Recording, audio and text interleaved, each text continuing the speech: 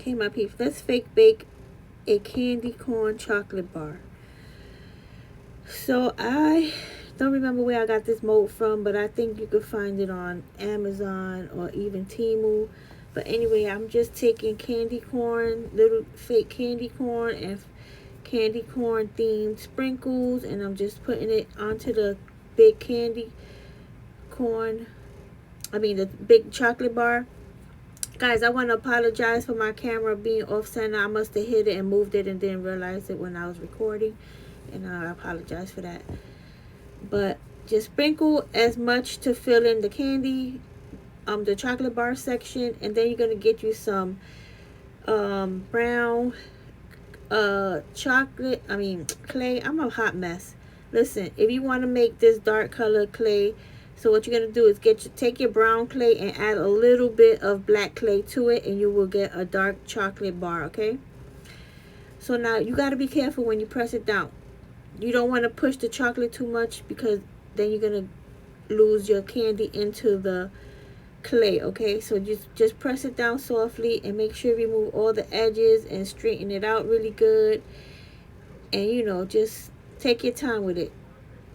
Don't try to rush it, and then you're gonna lose all your sprinkles underneath your candy bar. Okay, so I'm just like trying to square it off, make sure I got it nice and even, and this is what it looks like.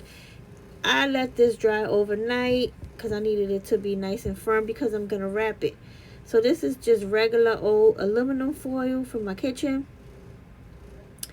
and I'm gonna wrap it kind of halfway up, and I got me a piece of tape I'm gonna put to hold that aluminum foil down, and then I'm just gonna fold the end up like how you see a regular candy, even though they don't make the candy bars with aluminum foil anymore, but my OGs remember it with aluminum foil. So you're gonna just put that another piece of tape on that, and then I got me a candy corn themed piece of paper, and it's kind of short, but it doesn't matter. Nobody's gonna see that side of the candy bar. You could make sure you make the paper long enough, but I don't think it really matters. So anyway, I'm gonna take a scissor and I'm just gonna cut it down the middle, because I want it to look like a ripped open candy bar.